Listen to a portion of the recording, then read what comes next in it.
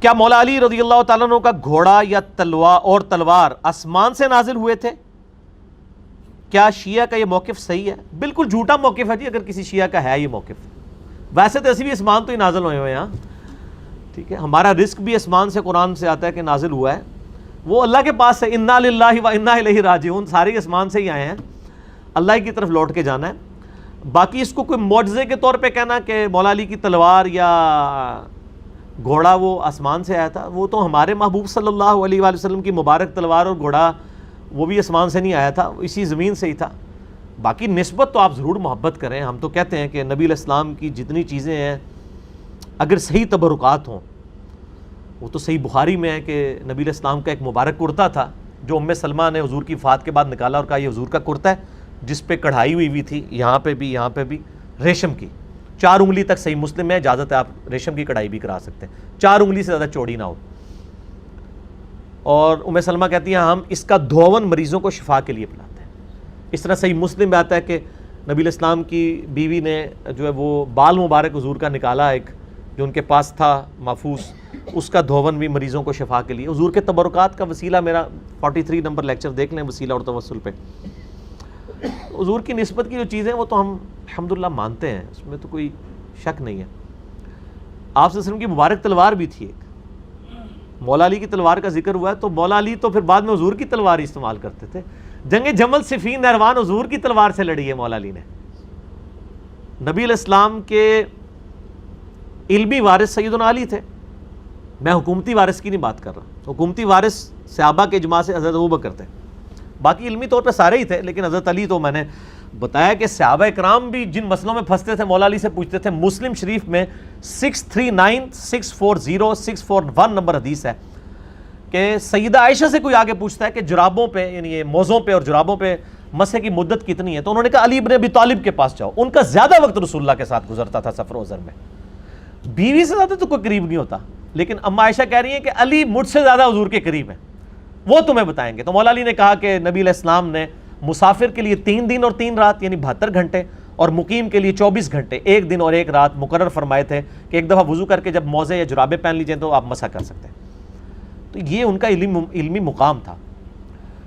تو مولا علی تو بعد میں نبی علیہ السلام کی تلوار سے لڑتے رہے ہیں، اور میں نے کربلا والا جو ریسرچ پیپر لکھا ہے نا، اس میں نبی علیہ السلام کی مبارک تلوار کا بھی ذکر موجود ہے۔ ہاں جی، میرا جو ریسرچ پیپر 5B ہے، واقعہ کربلا کا حقیقی پس منظر، جو میں نے آپ کو بارہا دکھایا ہے، research paper number 5B ahlsunnatpak.com پہ، اس میں بخاری مسلم دونوں میں حدیث ہے۔ بخاری میں انٹرنیشنل نمبر ہے 3110، مسلم میں 6309، کہ حسین ابن علی کے جو بیٹے ہیں امام سجاد زین العابدین علی ابن حسین المتوفى 95 ہجری، علی ابن حسین، حضرت حسین کے 3 بیٹوں کا نام علی ہے، علی اکبر، علی اصغر اور علی اوسط، یہ ہم کہتے ہیں، درمیان والا علی، بڑے والا علی، چھوٹے والا۔ بڑے والے علی کو تو سارے علی اکبر کہتے ہیں، چھوٹے والے کو علی اصغر کہتے ہیں، وہ درمیان والا جو ہے نا وہ امام زین العابدین ہے، علی اوسط، علی ابن حسین بن علی علیہم السلام۔ اور امام بخاری نے باقاعدہ جو ہے وہ ان کو علیہم السلام لکھا ہے، صحیح بخاری میں 7465 نمبر حدیث ہے، جس میں امام زین العابدین، امام حسین اور امام علی تینوں کو علیہم السلام لکھا ہے امام بخاری نے۔ خیر علیہ السلام پہ میرا کلپ یوٹیوب پہ دیکھ لیں۔ بخاری میں 3110، مسلم میں 6309۔ امام زین العابدین کہتے ہیں کہ جب میں اپنے والد صحیح حسین ابن علی کی شہادت کے بعد یزید ابن معاویہ کے دربار سے واپس آیا، یہاں پہ ہے مقتل حسین سے جب واپس آئے، یہ کہتے ہیں واقعہ کربلا تو وہی کوئی نہیں ہے، بخاری مسلم میں موجود ہے حضرت حسین کے قتل کا بیان، اس میں مقتل حسین کا ذکر ہے۔ تو ان کا بیٹا کہتا ہے کہ میں حسین علیہ السلام کی شہادت کے بعد جب یزید ابن معاویہ کے دربار سے واپس آیا تو سیدنا مسور بن مخرمہ صحابی میرے پاس آئے اور انہوں نے کہا کہ آپ کے پاس رسول اللہ کی وہ تلوار ہے جو سیدنا علی کو ملی، پھر حضرت حسن کو ملی، پھر حضرت حسین کو ملی، حسین علیہ السلام کی شہادت کے بعد حضرت حسین ابن علی امام سجاد کے پاس تھی، وہ تلوار آپ مجھے عنایت فرما دیں، کیونکہ مجھے ڈر ہے کہ یہ قوم آپ سے چھین نہ لے۔ اور قوم کون؟ بریلوی دیوبندی اہل حدیث، آل امیہ، وہ آپ سے چھین نہ لے۔ اس تلوار کو کہیں آپ سے چھین نہ لے، جب تک میری جان میں جان ہے اللہ کی قسم میں اس کی حفاظت کرتا رہوں گا۔ تو مسور بن مخرمہ صحابی نے مانگ لی تھی وہ تلوار، لیکن وہ زین العابدین نے نہیں دی ہے۔ نبی علیہ السلام کی مبارک تلوار اس وقت بھی آپ جو توپ کاپی میوزیم ہے نا ٹرکی میں، اس کے اندر موجود ہے الحمدللہ۔ تو یہ کوئی آسمان سے نہیں نازل ہوئی، یہ اسی زمین میں ہی سارے معاملات ہیں۔ آپ کے بقول سیدنا عمر رضی اللہ تعالیٰ عنہ نے سیدنا علی کو 6 رکنی کمیٹی میں داخل کیا، جس کے ذریعے خلیفہ ثالث کو چنا گیا، جبکہ اہل تشیع اس معاملے میں سیدنا عمر کے اس اقدام کو بدنیتی قرار دیتے ہیں نعوذ باللہ۔ ان کے مطابق مولا علی کو ڈائریکٹ ہی نامزد کر دینا چاہیے تھا۔ میرے بھائی یہ بدنیتی قطعاً نہیں تھی، صحیح بخاری میں موجود ہے کہ یہ میں نے ریسرچ پیپر جو واقعہ کربلا والا ہے نا، واقعہ کربلا کا حقیقی پس منظر 72 صحیح الاسناد حدیث کی روشنی میں، جس میں 200 روایتیں ہیں، اکثر بخاری اور مسلم سے ہیں، اس میں بھی میں نے یہ حدیث ڈالی ہوئی ہے۔ بخاری میں ہے 3700 اور ایک اس کا طریق بخاری میں ہے 7207، جس میں حضرت عثمان کس طرح منتخب ہوئے وہ ڈیٹیل موجود ہے۔ یہ ذرا دکھا دیں جی دوبارہ ان کو واقعہ کربلا والا سچ پیپر، یہ عربی میں بھی ہے، اردو میں بھی ہے، ہندی میں بھی ہے اور انگلش کے اندر بھی ہے، انشاءاللہ فارسی میں بھی آ جائے گا، فری ڈاؤن لوڈ کر سکتے ہیں۔ اور اگر ڈاک کے ذریعے منگوانا ہے عثمان بھائی کو کال کریں 032159000162، فری آ جائے گا آپ کے گھر۔ اس میں موجود ہے بخاری میں 3700 اور 7207 کہ 6 رکنی کمیٹی جو سیدنا عمر نے وفات کے دنوں میں بنائی۔ ایک طریق میں آتا ہے کہ انہوں نے نام لیا علی، عثمان، طلحہ، زبیر، عبد الرحمن بن عوف اور سعد ابن ابی وقاص، 6۔ ایک میں حضرت علی کا نام پہلے ہے، ایک میں حضرت عثمان کا نام پہلے ہے۔ 6 رکنی کمیٹی بنائی۔ اس سے پہلے جو آپ اس پوری ڈیٹیل حدیث کو پڑھیں تو عبداللہ بن عمر کہتے ہیں کہ لوگوں نے حضرت عثمان سے کہا اپنا خلیفہ نامزد کریں، حضرت عمر سے، تو حضرت عمر نے کہا اگر میں خلیفہ نامزد کرتا ہوں تو میں اس شخص کی سنت پہ عمل کرتا ہوں جو مجھ سے بہتر ہے، یعنی سیدنا ابو بکر، اور میں اگر خلیفہ نامزد نہیں کرتا تو میں اس شخص کی سنت پہ عمل کرتا ہوں جو ہم سب سے بہتر ہیں، یعنی نبی صلی اللہ علیہ وآلہ وسلم۔ تو عبداللہ بن عمر کہتے ہیں جب یہ بات حضرت عمر نے کی تو میں سمجھ گیا کہ اب وہ اپنا خلیفہ کسی کو نامزد نہیں کریں گے، کیونکہ حضرت عمر کوشش کرتے تھے کہ وہ نبی کے طریقے کے اوپر چلیں۔ ویسے حضرت ابوبکر نے بھی کوئی دھونس نہیں کی تھی، صحابہ سے مشورہ لیا تھا، لیکن وہ ذرا ڈیفرنٹ تھا، یعنی نامزد کیا اور ظاہر ہے کہ حضرت عمر کے لیول کا کوئی بندہ نہیں تھا، سب نے ایکسیپٹ کر لیا۔ لیکن حضرت عمر اس سے بھی ایک سٹیپ آگے گئے، انہوں نے نامزد بھی نہیں کیا کسی کو، اور کہا کہ 6 رکنی کمیٹی بنا رہا ہوں، اور اس میں الفاظ ہے کہ یہ وہ 6 بندے ہیں جن سے نبی علیہ السلام وفات تک راضی رہے۔ ٹھیک ہے، تو اس لیے ووٹنگ کی ضرورت نہیں تھی، جب نبی انڈورس کر دے پھر ووٹنگ کی ضرورت نہیں رہتی۔ اور وہ اشرم وشرا والے تھے 6 کا، علی، عثمان، طلحہ، زبیر، عبد الرحمن بن عوف اور سعد ابن ابی وقاص۔ اور بخاری کے الفاظ ہیں کہ سعد ابن ابی وقاص کو جو میں نے پرشین امپائر کی گورنری سے معزول کیا تھا نا، اس معزولی کو اس کے خلاف دلیل نہ لینا کہ جی انہوں تے عثمان حضرت عمر نے لا دیتا سی، اینو نہیں سی خلیفہ چننا۔ ٹھیک ہے، وہ تو حضرت عمر 4 سال سے زیادہ کسی کو رہنے نہیں دیتے تھے گورنر، تاکہ وہ پارٹی نہ بنا لے اپنی۔ وہ تو حضرت معاویہ رضی اللہ تعالیٰ کی لاٹری نکل آئی کہ وہ 4 سال پورے ہی نہیں ہوئے، حضرت عمر شہید ہو گئے، ورنہ وہ بھی وہاں سے گورنری سے ہٹ جاتے۔ تو حضرت عمر ہر 4 سال کے بعد گورنر چینج کر دیتے تھے تاکہ وہ پارٹی بازی نہ کر لے خلیفہ کے خلاف۔ تو اس میں ویسے میرا کلپ ہے، لوگوں نے حضرت عمر پہ تان کیا تھا نا کہ معاویہ کو انہوں نے بنایا رضی اللہ تعالیٰ عنہ، تو میں نے کہا کہ وہ کچھ اور ہی معاملہ تھا، آپ جا کے لکھیں کہ حضرت معاویہ کو حضرت عمر نے گورنر بنایا تھا رضی اللہ تعالیٰ عنہ، رضی اللہ عنہ مجمعین۔ تو ابن عمر کہتے ہیں کہ میں نے سمجھ لیا کہ نبی علیہ السلام کا طریقہ اڈاپٹ کریں گے، اور وہی ہوا، انہوں نے 6 رکنی کمیٹی۔ اس کے بعد اپنے بیٹے عبداللہ بن عمر کو کہا کہ اما عائشہ کے پاس جاؤ، ان سے کہنا کہ عمر بن خطاب عرض کرتا ہے، امیر المومنین نہ کہنا، آئی ایم نو مور امیر المومنین، کہیں میرے اس امیر کے حکم اولی الامر منکم کے تحت، یعنی اس کو حکم نہ امیر المومنین کا مان کے اما عائشہ مجبور ہو جائیں۔ ان سے کہو کہ عمر اپنے 2 ساتھیوں کے ساتھ دفن ہونا چاہتا ہے۔ اما عائشہ نے کہا رضی اللہ تعالیٰ عنہ، میں نے یہ جگہ اپنے لیے رکھی تھی لیکن آج عمر کو میں اپنے پہ ترجیح دوں گی۔ تو پھر وہ 7 دفن کیے گئے۔ اے کنڈی کھلنے والا واقعہ جھوٹا جے، یہ حضرت ابوبکر نے کہا میری یہ رکھ دینا، میں وہ کنڈی کھل جائے گی، تو جھوٹ ہے۔ ورنہ تو سیدہ عائشہ کو بھی حضرت عمر کہتے کہ میں آ رہا ہوں، اگر کنڈی کھل گئی تو مجھے دفنا دینا. بخاری میں موجود ہے، کوئی کنڈی نہیں کھلی. میرا اس کے اوپر بھی کلپ ہے کہ قبر رسول سے آواز حضرت ابو بکر کے لیے. جھوٹ ہے بالکل. بخاری میں بالکل اس کے اپوزٹ چیزیں موجود ہیں. یہ ساری تاریخی روایتیں جمع کر کے تو امت کا بیڑا غرق کیا ان لوگوں نے، ظالموں نے. تو سیدنا عمر فاروق رضی اللہ تعالیٰ عنہ نے 6 رکنی کمیٹی بنائی. وہ کوئی بدنیت نہیں تھے. بیسیکلی حضرت عمر چاہتے تھے کہ مسلمان کنسنسس کے ساتھ اس 6 رکنی کمیٹی میں سے کسی کو چن لیں. باقی میں آپ کو بتاؤں، حضرت عمر نے خواب بھی دیکھا تھا، وہ بھی میں نے اس ریسرچ پیپر میں ڈالا ہوا ہے. وہ حدیث ہے صحیح مسلم میں 1258. حضرت عمر کہتے ہیں میں نے خواب دیکھا ہے کہ آج ایک مرغے نے خواب میں مجھے ٹھونگے ماری ہیں، اور میں نے اس کی تعبیر یہی کی ہے کہ مجھے قتل کر دیا جائے گا، اور اگر میں قتل ہو جاؤں تو ان 6 بندوں کے علاوہ کسی کو خلافت کے معاملے میں شامل نہ کرنا جن سے نبی علیہ السلام وفات تک راضی رہے. یعنی ان کی نسبت نبی کی نسبت ہی تھی. اس کا مطلب ہے کچھ ایسے بھی تھے جن سے حضور وفات کے وقت ناراض تھے. اور پھر اس میں حضرت عمر کے بڑے سخت الفاظ ہیں. اس میں انہوں نے کہا کہ اور مجھے خوب معلوم ہے کہ بعض لوگ اس امر خلافت میں تان کریں گے، اور یہ وہی لوگ ہیں جن کو میں نے اسلام کی خاطر ان کے اسلام قبول کرنے سے پہلے اپنے ہاتھوں سے انہیں مارا تھا. ان کا یہ جو نیو مسلم ہے نا، اور ظاہر وہ آل امیہ ہی تھی زیادہ تر، تو یہ نیو مسلم دیکھنا کہ یہ تان کریں گے جب ان 6 بندوں میں سے کسی کو خلیفہ چنو گے. اور دیکھ لیں حضرت علی کے خلاف پھر کھڑے ہوئے نا وہ.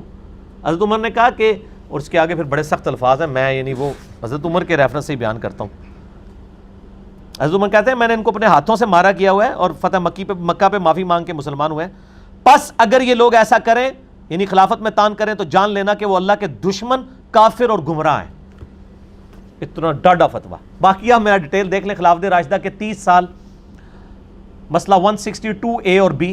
162A نہج البلاغہ شیعہ کی کتاب سے ہے، اور 162B جو ہے وہ اہل سنت کی کتابوں سے میں نے 30 سال خلافت راشدہ الحمدللہ ثابت کی ہے. تو حضرت عمر کوئی بد نیت نہیں تھی. اور میں آپ کو بتاتا ہوں، رومن اور پرشین امپائر جب گری تو ظاہر حضرت عمر وہاں کے دوروں کے لیے گئے، انٹرنیشنل دوروں کے اوپر. حضرت علی کو اپنی جگہ خلیفہ بنا کے گئے. اس دوران اگر خدا نہ خواستہ سیدنا عمر شہید ہو جاتے، حضرت علی آٹومیٹکلی خلیفہ بن جاتے ہیں. کیونکہ بخاری مسلم میں ہے کہ جب غزوہ تبوک پہ نبی علیہ السلام گئے تھے، اپنا خلیفہ حضرت علی کو چھوڑ کے گئے تھے. حضرت علی رو پڑے. یہ پہلا اور آخری موقع تھا کہ حضرت علی کسی جنگ میں ساتھ چھوڑتے نہیں تھے حضور کا. یہاں پہ حضور صلی اللہ علیہ وسلم نے پھر ان کی دل جوئی کی. فرمایا علی تو اس سے راضی نہیں ہے کہ تیرے میرے ساتھ وہی نسبت ہے جو ہارون کی موسیٰ کے ساتھ، مگر میرے بعد کوئی نبی نہیں. بہت بڑی دلیل ہے سیدنا علی کی شان کے اوپر. یعنی نبی صلی اللہ علیہ وسلم کی سب سے زیادہ قریبی آپ کے لیے سپورٹیو شخصیت حضرت علی کی تھی، کیونکہ حضرت موسیٰ کے لیے سب سے زیادہ سپورٹیو کون سی تھی؟ ہارون علیہ السلام کی. یہ تسلی تھی. تو اسی سنت پہ عمل کرتے ہوئے حضرت عمر بھی جب فارن ٹورز پہ جاتے تھے، حضرت علی کو اپنا خلیفہ بنا کے مدینے میں جاتے تھے. چیف جسٹس تو پہلے ہی بنایا ہوا تھا، اور آپ کو پتا چیف جسٹس کا عہدہ تو مسکراہٹ ہی کافی ہے. آج بھی چیف جسٹس آپ سنبھالے جا رہے، اس زمانے میں چیف جسٹس کا عہدہ کس لیول کا ہوگا؟ وہ حضرت علی تھے. رومن امپائر گری، ابو دردہ کو چیف جسٹس لگایا وہاں پہ، اصحاب صفا غریب صحابی. پرشین امپائر گری، عبداللہ ابن مسعود غریب صحابی، اس کو چیف جسٹس لگایا. سب سے بڑی پوسٹ چیف جسٹس کی ہوتی تھی خلفائے راشدین کے زمانے میں، اور وہ سارے وہ اصحاب تھے جو تقوی، پرہیزگاری اور علم میں ٹاپ آف لسٹ ہوتے تھے. ابو دردہ غریب آدمی، اصحاب صفا. ابن مسعود غریب آدمی، اصحاب صفا. اور حضرت علی تو ویسے ہی درویش آدمی. ٹھیک ہے. تو یہ 3 چیف جسٹس تھے حضرت عمر کے زمانے میں. سیدنا علی مدینے میں، حجاز میں، رومن امپائر کے اوپر ابو دردہ، پرشین امپائر کے اوپر سیدنا ابن مسعود رضی اللہ عنہم اجمعین وعلیہم السلام اجمعین. اللہ تعالیٰ قیامت الدین ہمیں ان کا ساتھ نصیب فرمائے، آمین. تو حضرت عمر کوئی بد نیت نہیں تھے، ورنہ یہ کام نہ کرتے. حضرت عمر کے اس عمل کو بدنیتی نہ سمجھے، بلکہ ان کی احتیاط اور نبی علیہ السلام کے ساتھ عقیدت تھی. اور یہ بھی میں آپ کو بتاؤں، تاریخی روایتوں میں آتا ہے کہ حضرت عمر کی خواہش تھی کہ حضرت علی کو بنا دیں. میں نے خود وہ روایتیں پڑھی ہیں کہ حضرت عمر کہتے تھے میرا دل کرتا ہے میں اس گنجے کو نا اپنے بعد خلیفہ بنا دوں، یہ تم لوگوں کو بالکل سیدھا کر کے چلائے گا. حضرت علی اور حضرت عمر گنجے ہو چکے تھے خود پہن پہن کے نا، بال جھڑ چکے تھے. تو حضرت عمر کو بھی پتا. اور یہ یعنی مسلمانوں کے اوپر جب غیر مسلم بھی تاریخ لکھتے ہیں نا مسلمانوں کی، وہ کہتے ہیں کہ حضرت عمر کے بعد اگر حضرت علی کو خلیفہ چن لیا جاتا تو اسلام کو ایک عمر اور مل جاتا. بہرحال ایک معاملہ الگ ہے. ہم تو چاروں کو خلفائے راشدین مانتے ہیں، حسن ابن علی کو 5ویں خلیفہ راشد مانتے ہیں الحمدللہ. ٹھیک ہو گیا جی.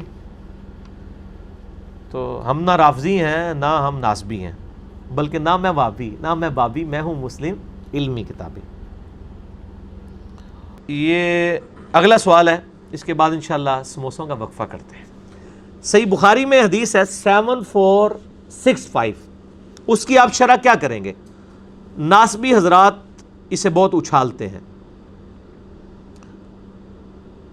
کہ سیدنا علی رضی اللہ تعالیٰ کو نبی علیہ السلام نے جگانے کے لیے آئے تو انہوں نے جاگنے سے انکار کر دیا. ہاں جی سانو پتہ ہے جناب. یہ جب ہم ان کو یعنی آل امیہ کی کارستانیاں سناتے ہیں نا تو وہ کہتے ہیں دیکھیں جی حضرت علی نے بھی تو یہ کیا تھا. بھئی حضرت علی نے تو صحیح بخاری میں آتا ہے کہ محمد رسول اللہ مٹانے سے انکار کر دیا تھا. تو یہ حضرت علی کے کوئی عیب کے طور پہ بیان ہوگا؟ ان کی محبت کا تقاضا تھا. نبی علیہ السلام نے بھی اس کو عیب نہیں شمار کیا. ٹھیک ہو گیا جی. وہ تو انہوں نے اپنی محبت کا اظہار کیا کہ مٹانے سے انکار کر دیا. محمد رسول اللہ کی بجائے محمد ابن عبداللہ لکھوانا چاہتا تھا، سہیل ابن عمر، صلح حدیبیہ کے موقع میں بخاری میں آتا ہے. اب یہ جو ناسبی اچھالتے ہیں نا صحیح بخاری کی حدیث 7465، اس میں یہ تھا، اس کے اوپر ذرا باب تو دیکھ لیں امام بخاری نے کیا باب باندھا ہے. امام بخاری تو حضرت علی کے اس جواب سے رزلٹ نکال رہے ہیں مسئلہ تقدیر کا، قدریہ کے خلاف جو تقدیر کے منکر ہیں، کہ حضرت علی کا یہ جملہ اس چیز کو جسٹیفائی کرتا ہے کہ تقدیر غالب ہے. انہوں نے حضرت علی کے نیگیٹو پوائنٹ کے طور پہ تو اسے پیش نہیں کیا، اس سے تو دین کا مسئلہ نکالا ہے. 7465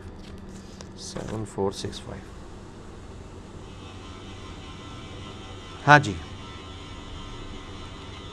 فی المشیہ والارادہ، یعنی یہ چیپٹر ہے مشیت اور ارادے کے بارے میں. ایک انسان کا ارادہ ہوتا ہے، ایک اللہ کی مشیت ہوتی ہے. ہم کہتے ہیں نا کہ دونوں چیزیں جب جمع ہو نا پھر ہی کوئی کام ہو سکتا ہے، کہ آپ بھی نیت کریں پھر اللہ تعالیٰ کی تقدیر بھی غالب ہو. اس باب کے تحت لے کے ہیں کہ 7465. اور یہ دیکھیں حضرت علی خود اس حدیث کو روایت کر رہے ہیں، اور اس حدیث میں امام بخاری نے حسین ابن علی اور علی ابن حسین یعنی امام زین العابدین کے نام کے ساتھ علیہم السلام بھی لکھا ہے. اور اس سے بڑی بات دارالاسلام والوں نے ڈنڈی بھی نہیں ماری، باقی جگہ ڈنڈی کی ماری ہے، انہوں نے رضی اللہ عنہ کر دیا ہے علیہ السلام کو. ٹھیک ہے 3748 حضرت حسین کے ساتھ علیہ السلام کو رضی اللہ عنہ کر، یہاں ان سے ڈنڈی نہیں ماری گی. اونکاری نہ دئیو کہ ذرا یار میں پوائنٹ آؤٹ کرتا جے پاویں بھول کے. اور داؤد راز والے PDF میں بھی یہاں علیہم السلام لکھا ہوا ہے. حضرت علی خود روایت کر رہے ہیں کہ ایک دن نبی علیہ السلام میرے اور فاطمہ کے پاس آئے، تہجد کا وقت تھا، اور ندا دی کہ تم لوگ اٹھ کے نفلی نماز کیوں نہیں پڑھتے. بھئی نفلی نماز پڑھنے کے اوپر کسی کے اوپر کوئی قدغن لگائی جا سکتی ہے؟ اللہ کے نبی بھی شریعت ساز تو نہیں ہے نا. ٹھیک ہے نا. جیسا کہ بخاری میں آتا ہے ایک عورت تھی، وہ اس کا خاوند آزاد ہو گیا اور وہ ابھی تک غلام تھی. اب جب عورت آزاد ہو گئی اور خاوند غلام تھا، صحیح بخاری میں آتا ہے، اس کا رول یہ ہے کہ اگر خاوند جب تک آزاد نہ ہو نا تو عورت کی مرضی ہے کہ وہ نکاح تنسیخ کروا سکتی ہے. ٹھیک ہو گیا. اب کیا ہوا، وہ خاوند سے اس نے کہا میں نے تو علیحدگی لینی ہے. وہ خاوند پورا دن روتا رہتا تھا، داڑھی آنسوؤں سے تر ہو جاتی تھی، بخاری کے الفاظ ہیں. انہوں نے اس خاوند نے آ کے نبی علیہ السلام کو شکایت کی. آپ نے اس عورت کو بلا کے کہا کہ اپنے خاوند کے ساتھ رہ.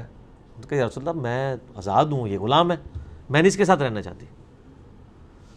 تو آپ نے فرمایا کہ تو رہ لے تو بہتر ہے. ان کا یا رسول اللہ آپ مجھے حکم دے رہے ہیں یا مشورہ؟ کہا نہیں میں مشورہ ہی دے رہا ہوں، حکم تو میں نہیں دے سکتا، اللہ کی شریعت تو نہیں بدل سکتے نا. تو ان کا میں نہیں مانتی. آج یہ باتیں کرے تو کہتے ہیں گستاخ ہو گیا. کسی نے گستاخ نہیں کہا. تو نبی شریعت ساز نہیں ہوتا، نبی شریعت پہنچانے والا ہوتا ہے. یا کسی معاملے میں کوئی حکم فرمائے اللہ انڈورس کر دیتا. جیسے فرمایا کہ مجھے امت کا خیال نہ ہوتا میں مسواک کا حکم دے دیتا. اگر آپ حکم دے دیتے اللہ انڈورس کر دیتا، شریعت بن جانی تھی. یہاں پہ بھی دیکھیں حضرت علی خود روایت کر رہے ہیں، چھپا نہیں رہے. کہتے ہیں میرے پاس آئے اور کہا تم اٹھ کے تہجد کی نماز کیوں نہیں پڑھتے؟ تو حضرت علی نے پھر جواب میں کہا کہ یا رسول اللہ وسلم انما انفسنا بید اللہ، بے شک ہماری جانیں جو ہیں وہ تو اللہ کے قبضے میں ہے، اگر اللہ تعالیٰ چاہے گا تو ہمیں اٹھا دے گا. ٹھیک ہے. تو نبی علیہ السلام فانصرف رسول اللہ صلی اللہ علیہ وآلہ وسلم، آپ صلی اللہ علیہ وسلم وہاں سے چلے گئے، اور حضرت علی کہتے ہیں ہم سے حضور نے کچھ نہیں اس کے جواب میں کہا. ٹھیک ہے. جاتے ہوئے آپ نے خود کلامی کرتے ہوئے اپنے آپ سے بات کی، اور آپ صلی اللہ علیہ وسلم نے کہا وقال الانسان اکثر شیء جدلا، اور اپنی یعنی ران کے اوپر یوں ہاتھ مارا یوں پٹ پہ، اور کہا انسان بڑا جھگڑالو ہے. یعنی انسان جو ہے وہ ایسی بات کرتا ہے، یعنی انسان کی نیچر کے اندر ہے کہ وہ اپنے لیے کوئی ایک اسکیپ روٹ تلاش کرتا ہے. تو اس میں تو کوئی ایسا مسئلہ نہیں ہے، اس میں حضرت علی کی کوئی تنقیص نہیں ہے. کوئی فجر کی نماز کے لیے تو اٹھانے نہیں آئے تھے، تہجد کے لیے آئے تھے. تو انہوں نے اپنا شرعی حق استعمال کیا، نبی علیہ السلام نے اس پہ کمنٹس کر دیے کہ انسان جو ہے نا وہ اپنا شرعی حق کس طریقے سے استعمال کرتا ہے، جھگڑا کر لیتا ہے.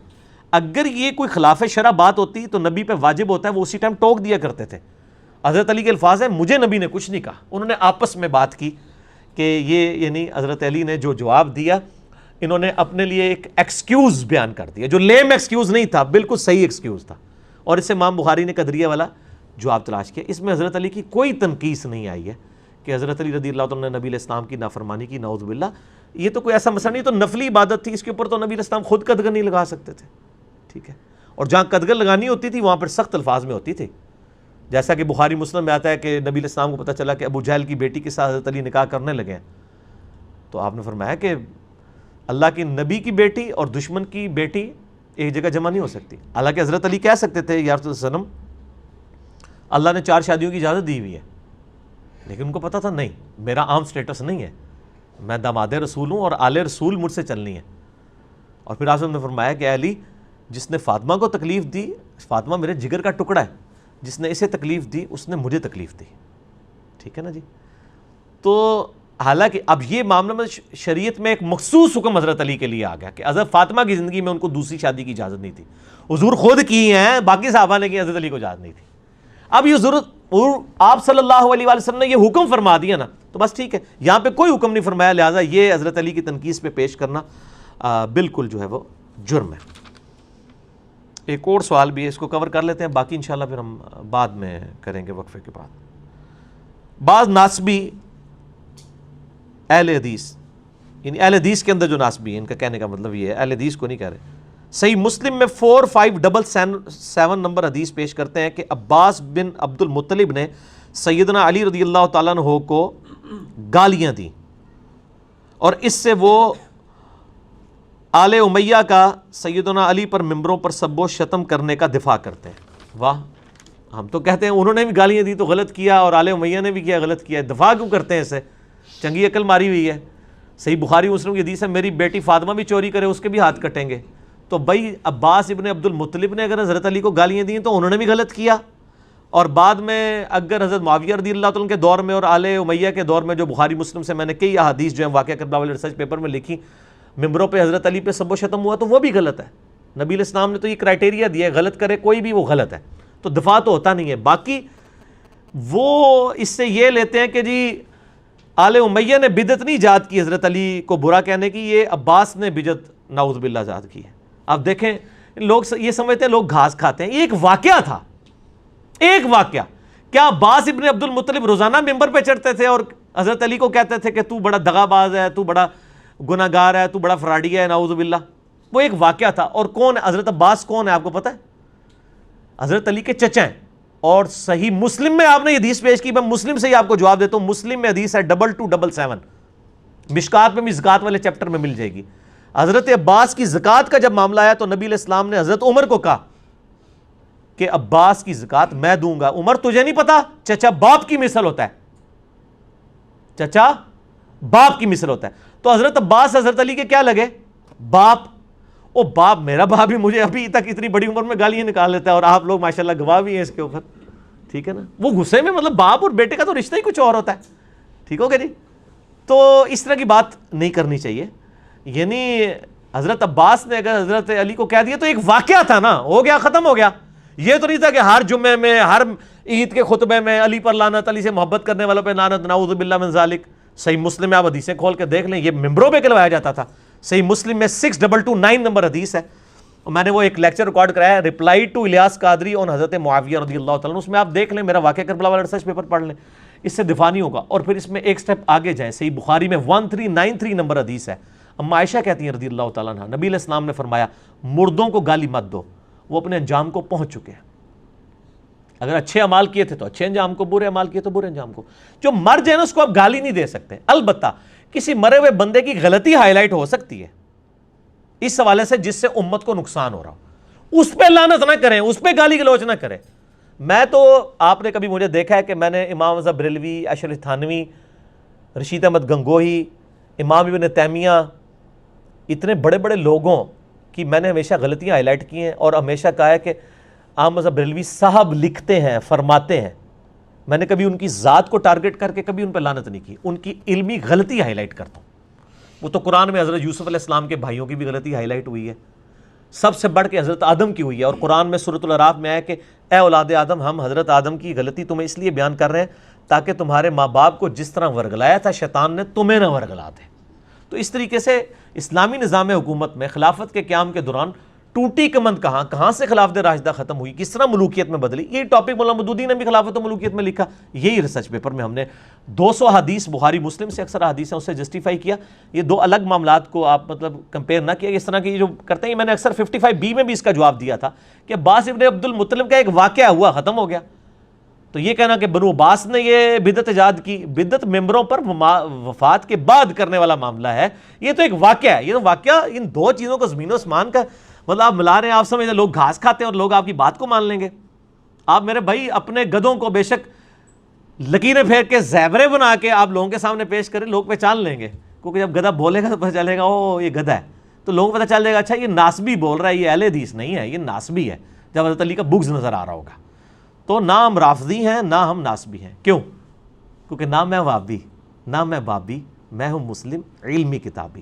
نہ ہم سو کارڈ جو علمی بات کرے اسے وابی کہہ دیتے ہیں، اور اس کے اگینسٹ میں نے ٹرم ڈیوائز کی بابی، بابوں کا ماننے والا۔ ہم بابوں کے ماننے والے بھی نہیں، ہم علمی کتابی مسلمان ہیں، عام مسلمان ہیں، ان کو بھی ہم مسلمان ہی سمجھتے ہیں، اور علمی طریقے سے ان کی غلطیاں ان پر ہائی لائٹ کرتے ہیں۔ میرا خیال ہے کافی سوالات ہو گئے ہیں، اب اس سے زیادہ میں نے کیا تو میں تھک جاؤں گا۔ اور عثمان بھائی سموسے بھی لے آئے ہیں، سموسے کھائیں، چائے پئیں اور کرو کری چلو، ٹھیک ہے جی۔ اللہ تعالیٰ سے دعا ہے جو حق بات میں نے کہی اللہ تعالیٰ ہمارے دلوں میں راسخ فرمائے، اگر جذبات میں میرے منہ سے کوئی غلط بات نکل گئی تو اللہ تعالیٰ ہمارے دلوں سے ہی معاف کر دے، ہمیں کتاب و سنت کی تعلیمات پر عمل کر کے دوسرے بھائیوں تک پہنچانے کی توفیق عطا فرمائے۔ سبحانک اللہم و بحمدک، اشہد ان لا الہ الا انت، استغفرک و اتوب الیک، وما علینا الا البلاغ المبین۔ جزاکم اللہ خیرا۔